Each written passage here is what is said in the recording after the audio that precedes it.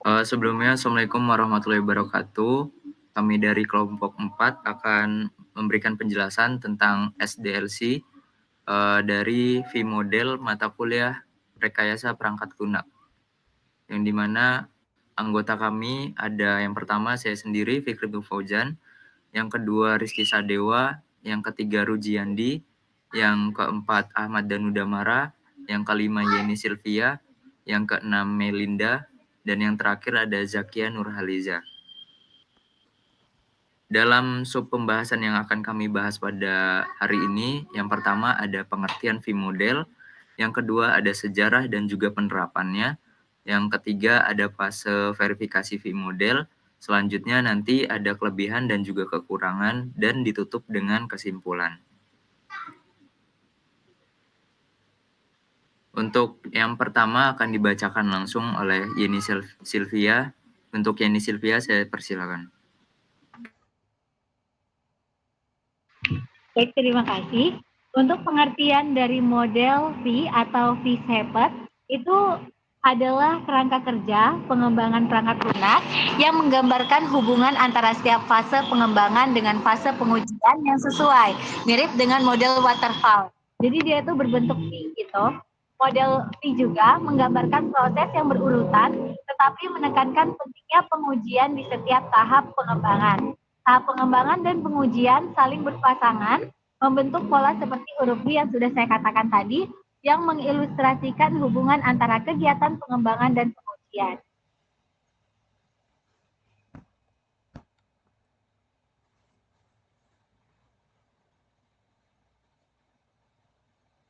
Untuk sejarah dan penerapan akan dibacakan oleh Rujiandi. Baik, terima kasih. Selanjutnya itu ada sejarah dan penerapan V-Model, di mana V-Model dimulai pada akhir tahun 1980-an di Jerman dan Amerika Serikat secara independen. Model ini dikembangkan sebagai variasi dari model waterfall dengan fokus pada pengembangan sistem yang lebih kompleks dan berorientasi objek. V-Model dimulai pada akhir 1980-an di Jerman dan Amerika Serikat secara independen. Model ini dikembangkan sebagai variasi dari model waterfall dengan fokus pada pengembangan sistem yang lebih kompleks dan berorientasi objek. Dalam penerapannya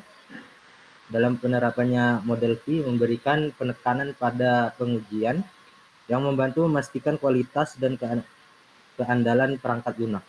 Model ini juga memudahkan komunikasi antara pelanggan dan tim pengembangan, serta memungkinkan manajemen proyek untuk melacak kemajuan secara akurat. Namun, model V memiliki beberapa kelemahan, seperti tidak cocok untuk proyek yang kompleks dan berorientasi objek, serta tidak mendukung iterasi. Meskipun demikian, model V tetap digunakan sebagai model pengembangan sistem yang efektif dan efisien dalam beberapa aplikasi.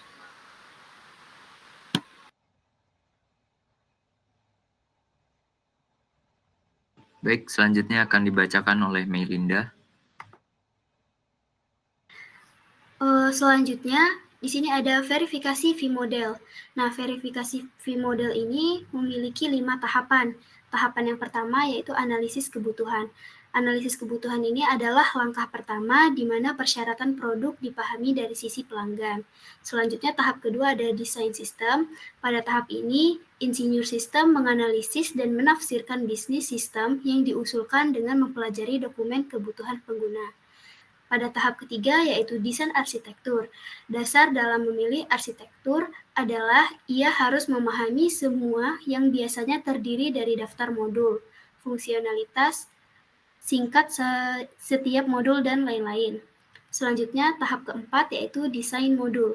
Pada tahap desain modul, sistem dipecah menjadi modul-modul kecil.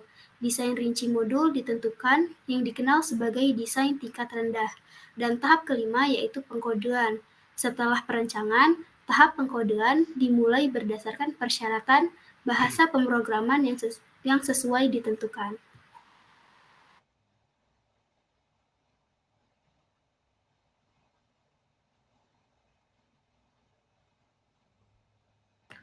Selanjutnya akan dibacakan oleh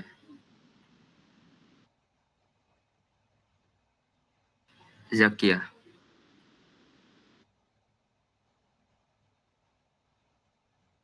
Selanjutnya ada fase validasi. Validasi melibatkan metode analisis dinamis, fungsional, non-fungsional.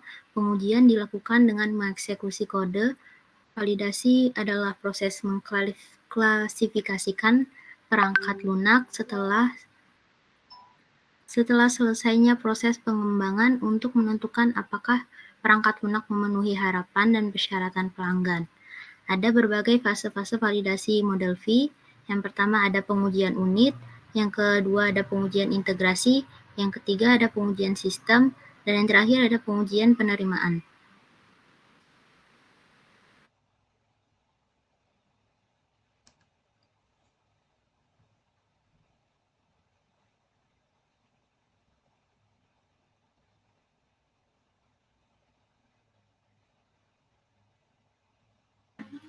Baik, selanjutnya akan dibacakan oleh Danu. Saya persilakan.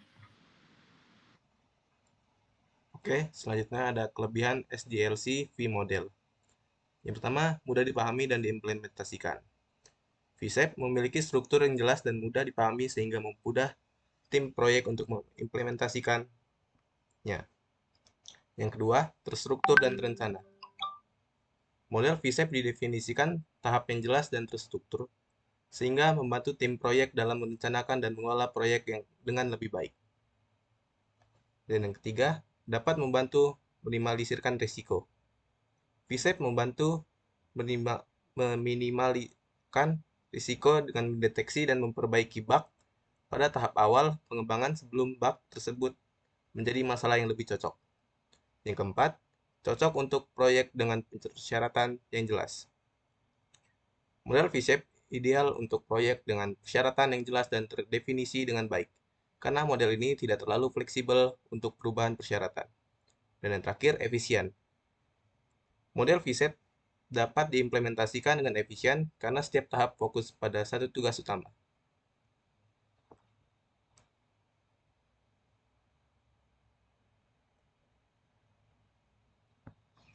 Baik, untuk selanjutnya kekurangan SDLC akan dibacakan oleh Rizky Sadewa. Oke, baik. Setelah yang sudah dijelaskan Danu tadi tentang kelebihan SDLC V-Model, tentunya SDLC V-Model terdapat kekurangannya juga.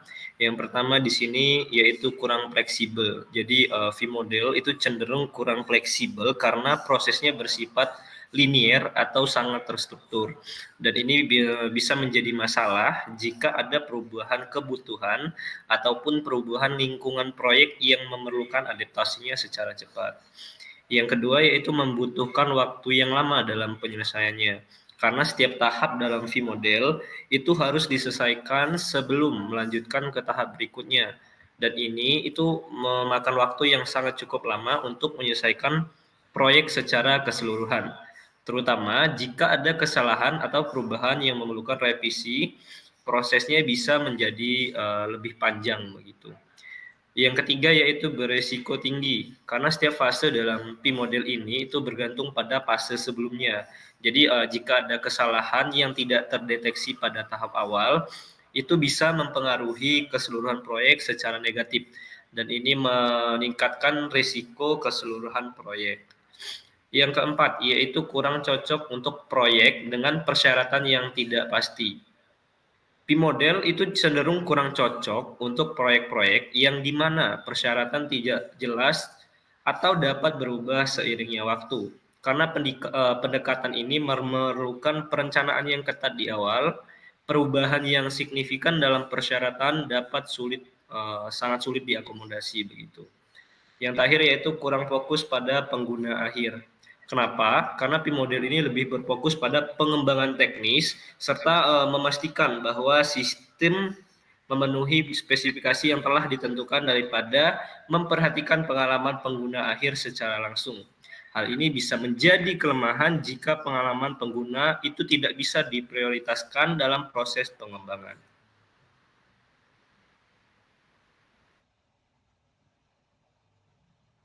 Baik, selanjutnya untuk kesimpulan dari pembahasan kita tentang V-Model atau VShape ini, Jadi model ini adalah sebuah kerangka kerja pengembang perangkat lunak yang biasanya menekankan pada pentingnya pengujian di setiap tahap pengembangan.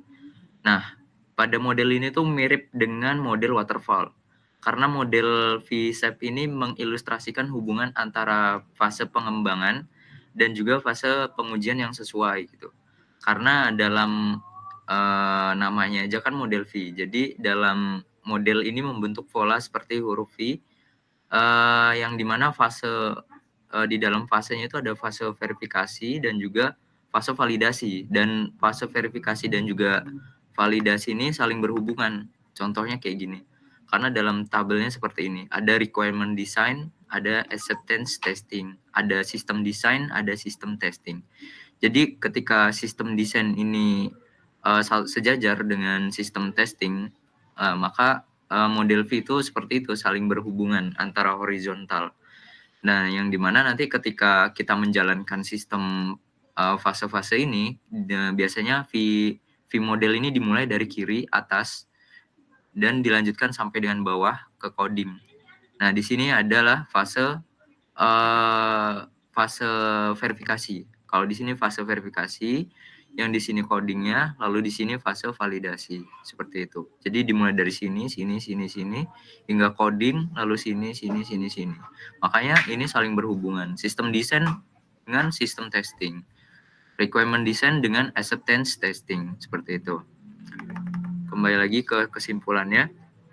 Untuk fase verifikasi sendiri itu melibatkan analisis statis untuk mengevaluasi proses pengembangan produk. Di mana sementara fase validasi itu melibatkan pengujian. Makanya sebelah kanan itu pengujian semua untuk mengeksekusi kode. Nah, kelebihannya tadi sudah disebutkan juga oleh rekan-rekan saya, termasuk mudah dipahami. Jadi mudah sekali dipahami untuk tugas-tugas atau proyek-proyek yang bisa dibilang kecil dan juga terstruktur. Dan di dalam V model ini juga modelnya sangat efisien, tetapi memiliki kelemahan di samping itu. Dalam fleksibilitasnya dan waktu yang diperlukan juga, dan juga resikonya sangat tinggi. Nah, referensi dapat ditemukan dalam daftar pustaka yang sudah kita buat juga.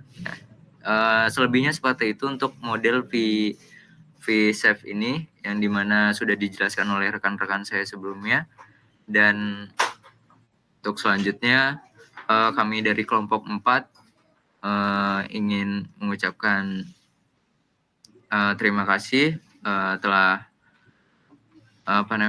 melihat daripada presentasi dari kelompok kami. Selanjutnya saya ucapkan wassalamualaikum warahmatullahi wabarakatuh.